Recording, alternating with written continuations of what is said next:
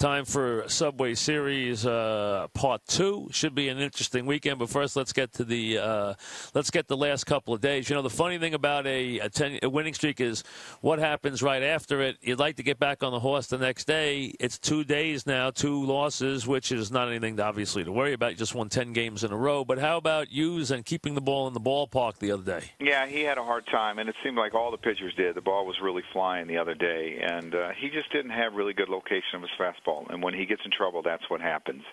And it would just happen to be one of those days. He hasn't had many of them lately, but he had one the other day, and he got hit around a little bit and got some long counts. And they put up some 2-run homers, some 3-run homers against us, and we just couldn't score enough. You know, it's funny. During the winning streak, I asked you about how close to optimum was the team performing, and you said, I still don't think we're hitting as well as we sure can. And it clearly has come up even again the last couple of days. It did in the Tuesday game.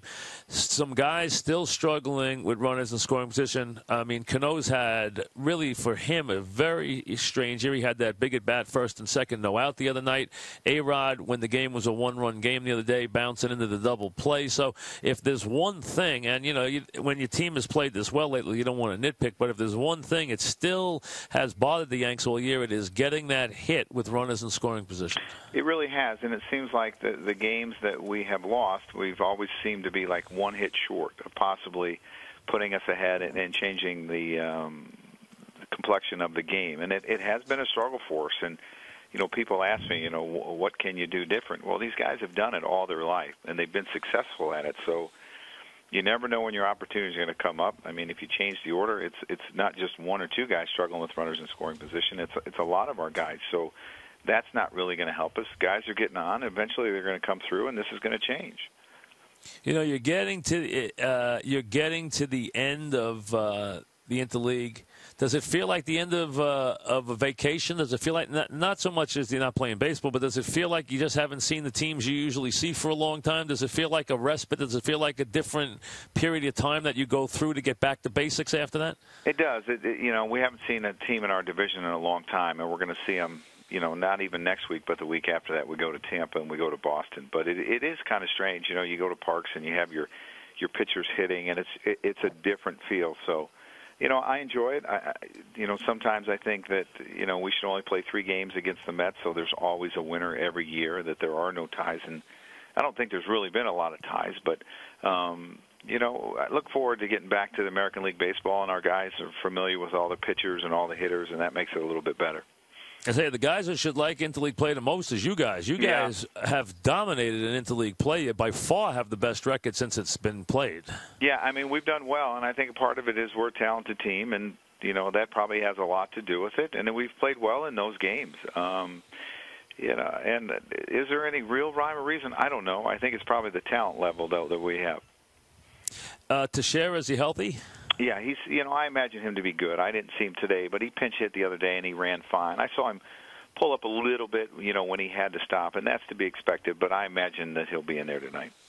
Do you have a better read on Girardi now? Do you know anything more pinpoint, or are you still a ways away? No, we're still a ways away because they want to give it, 2 weeks of going through all the stuff that he's going to go through and all the treatment before. So, I mean, it's going to be sometime after the All-Star break, and I can't tell you exactly when. And Jabba, not that enough hasn't happened to Jabba this year. Now, I guess he was in an automobile accident, or at least a fender bender. It didn't sound like it was serious, but anytime there's a car accident, was Jabba unhurt? You know what, Mike? I say a lot of times people find out things before I do because I don't, read a lot of stuff and don't tweet and don't do all that. It's the first I've heard of it, so I'm going to have to find out. Okay, he was in a fender. There's a report today that he was in a that Jabba was in a fender bender. I don't know that he was. They said no one was hurt. I figure you have more information than we would about that. No, I have not heard about it. I'm sure I'll hear about it when Cash gets here, though.